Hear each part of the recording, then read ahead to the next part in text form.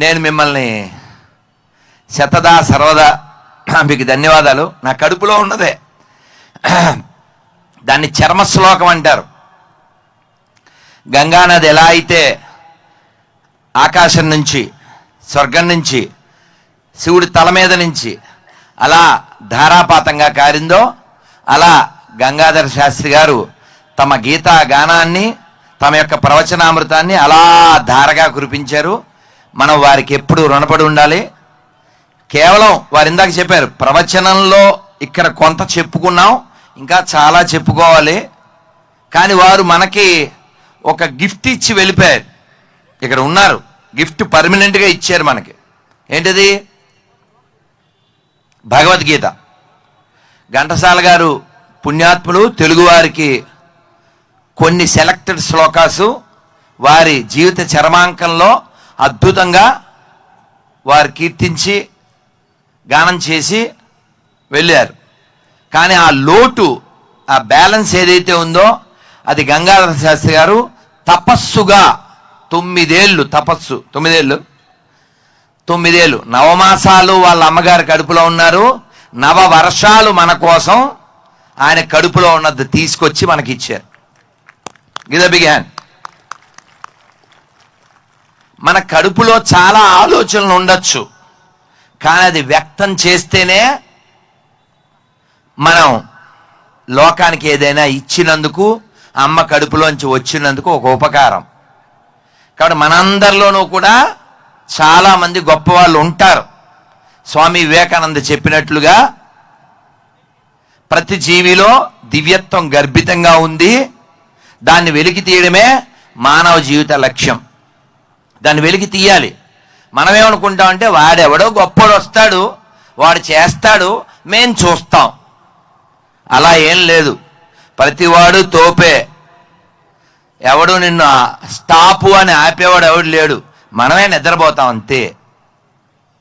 ఇందాక వందేమాతరం శ్రీనివాస్ గారితో మాట్లాడుతూ చెప్పా, సార్ మీరు తోపు, మీరు పాడితే వస్తుంది ఊపు, అందుకే మీతో తీసుకుంటాం మేము స్నాప్.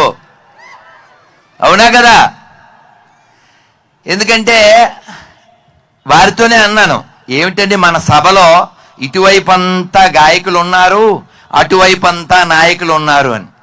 మీరు గమనించారు లేదు? ఇందాక ఈ స్టేజ్ మీద కూర్చున్న వాళ్ళ ఎక్కువ మంది గాయకులు ఉన్నారు. గంగాధర శాస్త్రి గారు కావచ్చు, శ్రీనివాస్ గారు కావచ్చు, స్వాతి కావచ్చు. అలా చెబితే మీరు కూడా గురుజీ అన్నారు వారు. నేను పాడుతుంటా, కానీ మన అందరిలోనూ గాయకుడు ఉన్నాడు, మనందరిలోనూ నాయకుడు ఉన్నాడు. దాన్ని వెలికి తీయడమే మానవ జీవిత లక్ష్యం. అందుకని మన పెద్దవాళ్ళు ఒక్క శ్లోకం చెప్పారు, చెప్దామా? ఒక నమస్కార ముద్ర పెట్టి, అందరు నమస్కార ముద్ర పెట్టండి. ఉద్యమేన హి సిద్ధ్యంతి. పెద్ద అయిపోయిందా?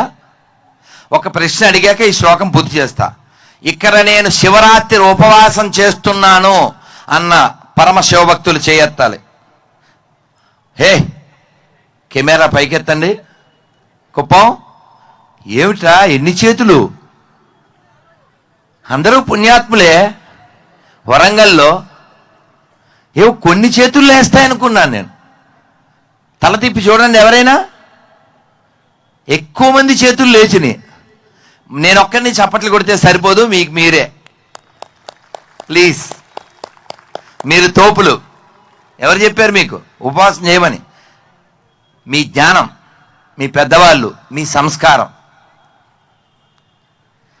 ఇలా ఉపవాసం చేయడం, జాగారం చేయడం, వీటి వెనక ఉద్దేశం ఏమిటంటే, ఈ శరీరంతో మనకి చాలా బాండేజ్ ఉంది. పుట్టినప్పటి నుంచి నువ్వెవరు అంటే మనం దీని పేరే చెప్తుంటాం. దీని పేరు ఏదో ఉంటుంది, దీనికి ఏదో క్యాస్టు, దీనికి ఏదో కాస్ట్యూము, దీనికి ఏదో ప్రాంతం, దీనికి ఏదో భాష.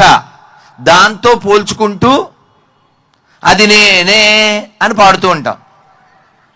అవునా? కానీ వాస్తవానికి అది మనం కాదు, అందులో ఉన్నది మనం. అలా తెలియచెప్పేది గీత. అందుకనే నేను చెప్తాను, please read Gita before become a తాత. Gita only can change your రాత, అదర్వైజ్ లైఫ్ బికమ్ ఎ రోత.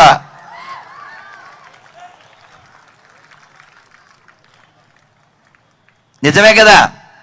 అందుకనే భగవద్గీత ఒక 60-70 తర్వాత చదువుతాను అంటే ఆ పాటికి నువ్వు బాలరాజు అయిపోతావు, బాల్ హెడ్ వచ్చేస్తుంది. ఈ 2 పదాలు అర్థం చేసుకోండి. ఏమిరా ఉపయోగం బాలరాజు కదా, అవునా? అప్పుడు మన కళ్ళు కనబడవు, చెవులు వినపడవు. ఆ టైంలో మనం ఏం చదువుతాం చెప్పండి? అందుకని భగవద్గీత పట్టుకునే ఏజ్ 10 ఏళ్ల లోపులో పట్టుకోవాలి. మనకు అర్థం కాదు అనుకోకండి, హృదయంలో పరమాత్మే అర్థమయ్యేలా చేస్తాడు. పిల్లలు చాలామంది గీత చదువుతూ ఉంటారు, వాళ్ళ అమ్మ చదివిస్తూ ఉంటుంది. మా వాడికండి 18 అధ్యాయాలు వచ్చండి. ఇందా గంగాధర శాస్త్రి గారు చెప్పినట్లు 18 అధ్యాయాల్లో ఒక్క శ్లోకమైనా వచ్చా అర్థసహితంగా. అందుకే పిల్లలతో నేను చెప్తాను, if you learn a shloka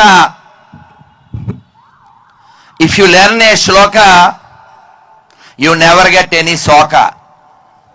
you got it? If you learn a shloka you never get any shoka, then life is cake. Otherwise Yama will cut your పేక. అర్థమైందా కాక? కదా?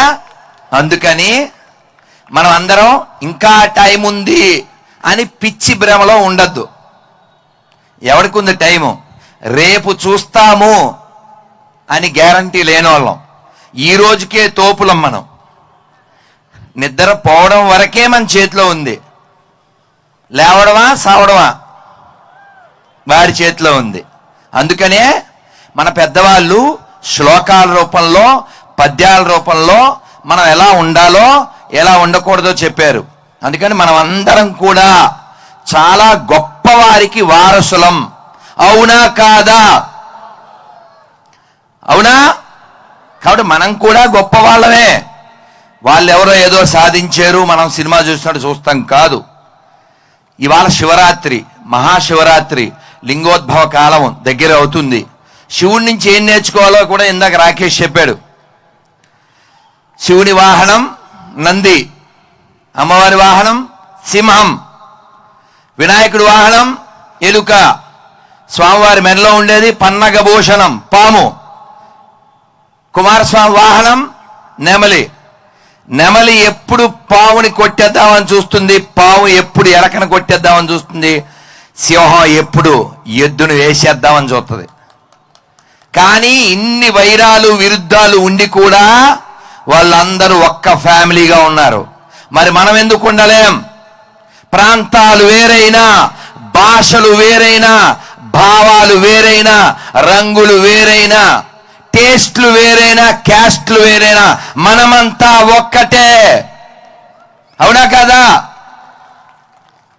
ఎందుకంటే మనమంతా భగవంతుడి యొక్క పిల్లలం. భగవద్గీతలో 15వ అధ్యాయంలో 7వ శ్లోకంలో స్వామి చెప్పాడు, మీరు కూడా చెప్పండి, మంచి టైం ఇది. శివరాత్రి నో శుభరాత్రి. అవునా? ఎందుకని? జాగారం అంటే ఏంటి? జాగో రే సాంగ్ వింటాం కదా మనం. కాబట్టి లేవండి. ఏంటి లేవడం? మనలో మనం ప్రయాణం చేయడం.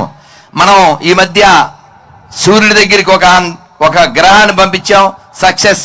చంద్రయానం చేశాం, సక్సెస్. ఇలా దేశం చాలా విషయాల్లో సక్సెస్ అవుతుంది. మనం అంతరిక్ష ప్రయాణం చేస్తున్నాం, అంతరిక్ష ప్రయాణంలో సక్సెస్ అయ్యాం. మరి అంతర్ముఖ ప్రయాణంలో సక్సెస్ అయ్యామా? అవ్వాలా వద్దా? అదే అసలు. అలా అవ్వడం కోసం భగవద్గీత చదవాలి. ఒక్కసారి చేతులు జోడించి ఈ అర్థం, ఈ శ్లోకం చెప్దాం. మమై వాంసో, మీరు తోపులు, నేను మీకు కీ ఇవ్వక్కర్లేదు, కొంచెం వాల్యూమ్. నిన్న మధ్యాహ్నం తిన్నదో, నిన్న రాత్రి తిన్నదో గుర్తుపెట్టుకుని. నేనైతే 5వ తారీఖు భోజనం చేశాను, మళ్ళీ 7వ తారీఖు భోజనం చేశాను. ఈ 4 రోజుల్లో 2 భోజనాలే. ఓన్లీ నా జనాలే భోజనం.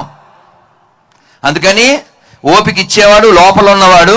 అందుకని గట్టిగా చెప్పండి, మమై వాంసో తోప్స్ మీరు, మమై వాంసో జీవలోకే జీవభూత సనాతన మనఃషష్ఠాని ఇంద్రియాని ప్రకృతి స్థాని కర్షతి. మనం అందరం కూడా కృష్ణుడు యొక్క అంశలం, ఆయన అంశలం. మనంతా ఈ ప్రకృతిలో ఉన్నాం కాబట్టి ఇంద్రియాల చేత అప్పుడప్పుడు ఫైట్ అవుతూ ఉంటుంది. కానీ ఆ కర్షతి, ఆ ఘర్షణ నుంచి మనం బయటికి రావాలంటే అంతర్ముఖ ప్రయాణం చేయాలి. అంతర్ముఖ ప్రయాణం చేయడానికి మొట్టమొదట వాడవలసింది నోరు, తర్వాత వాడవలసింది చెవులు. అందుకని అందరూ ఒక్కసారి 2 చేతులు పైకెత్తండి. అద్భుతంగా ఉంటుంది. చూడండి, కాకతీయులు కట్టించిన తవ్వించిన చెరువులో కమలాలు మొలిచినట్లున్న ఆ కరములు చూడండి ఎంత బాగున్నాయో. అందరూ గట్టిగా మీ చేతులు ఎత్తి మీ నోటితో గట్టిగా చక్కగా చెప్పండి, హరే కృష్ణ హరే కృష్ణ కృష్ణ కృష్ణ హరే హరే హరే రామ హరే రామ రామ రామ హరే హరే హరే కృష్ణ హరే కృష్ణ కృష్ణ కృష్ణ హరే హరే హరే రామ హరే రామ రామ రామ హరే హరే హర హర. మహాదేవ చెప్పండి, హర హర హర హర హర హర జై శ్రీరామ్. చాలా సంతోషం నాన్న, మీరు చక్కగా శ్లోకం చెప్పారు, భగవన్నామని చెప్పారు, శివుని కీర్తించాం, కేశవుని కీర్తించాం.